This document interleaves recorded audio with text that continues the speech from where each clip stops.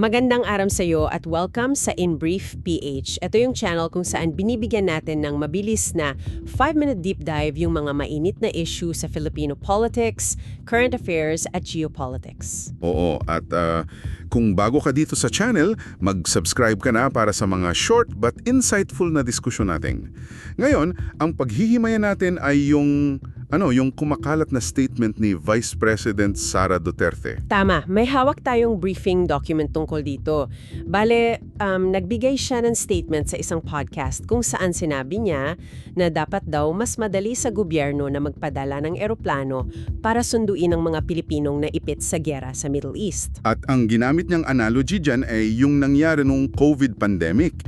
Sabi niya madali lang daw noon na mag-rent ng commercial plane para sunduin yung mga stranded pauwi ng Davao. Tapos pagdating, quarantine na lang. So parang sinasabi niya na dahil nagawa yun noon, dapat kayang-kaya rin itong gawin ngayon para sa mga Pilipino sa Middle East. Dito na papasok yung misyon natin ngayon.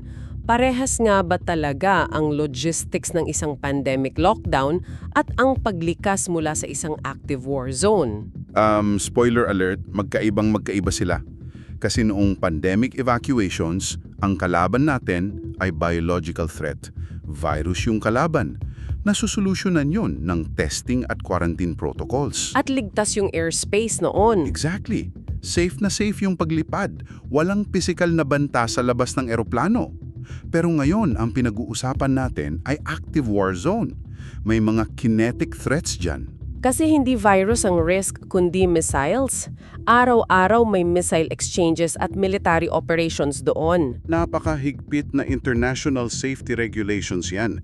Hindi sila basta-basta lumilipad sa restricted airspace, lalo na kung may air defense systems na nakaabang.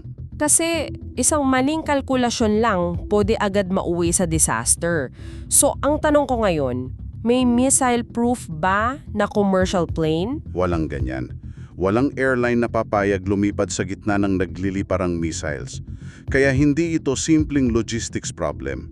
Isa itong napakaseryosong aviation safety issue. So hindi pala uubra yung parang mag-a-up ka lang at magpapabook ng charter flight?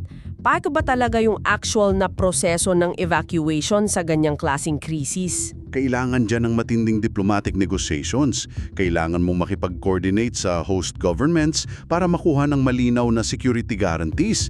At in reality, madalas kailangan mo nang humanap ng mga ligtas na land routes para maitawid yung mga civilians sa kalapit na bansa. Bago pa man sila maisakay sa eroplano. Napakakomplikado pala talaga. At dito nagiging problematic yung statement lalo na dahil nanggaling ito sa pangalawang pangulo. Totoo yan. Kapag ang isang mataas na national leader kasi ay nag-oversimplify ng ganitong issue, nagkakaroon ng maling akala ang publiko. Iisipin ng mga tao na sadyang mabagal ng kumilos ang gobyerno. Hindi nila nakikita yung napakabigat na diplomatic constraints at banta sa kaligtasan na hinaharap ng mga rescue teams natin. Kasi kung ganito lang sana kadali, yung parang rent a plane and pick people up. Namang matagal nang ginawa yun ng lahat ng bansang may citizens sa conflict zone. Pero hindi nga ganun kasimple ang reality ng war zones. Based in sa hawak nating source, may interesting context yung timing nito. Impartial reporting lang tayo ha. Gusto lang nating ilatag yung buong picture based sa binabasa natin. Kasi habang nagbibigay siya ng ganitong commentary sa media interviews, may notice din siyang natatanggap mula sa House Committee on Justice na hinihingan siya ng sagot sa ilang hiwalay na issue.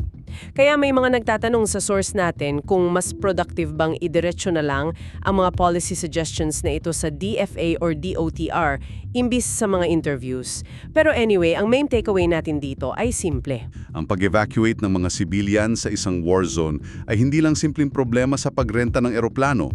Isa itong masalimuot na issue ng geopolitics, aviation safety at military risk. Kaya napakahalaga na hindi natin ino-oversimplify ang mga ganitong pandaigdigang krisis. At bago tayo magtapos, may iiwan akong tanong para pag-isipan mo. Sige, ano yun? Sa panahon ngayon, kung saan napakabilis kumalat ng mga maiikling soundbites sa social media, paano kaya natin mas mahihikayat ang ating mga leader na ipaliwanag ng buo ang mga komplikadong issue nang hindi sinasakripiso yung mahalagang konteksto? Magandang refleksyon yan para sa ating lahat. That's it for today's discussion. Maraming salamat sa pakikinig. This is In Brief PH at sana nakatulong kami sa pagpapalawak ng diskusyon mo ngayong araw hanggang sa susunod na deep dive natin.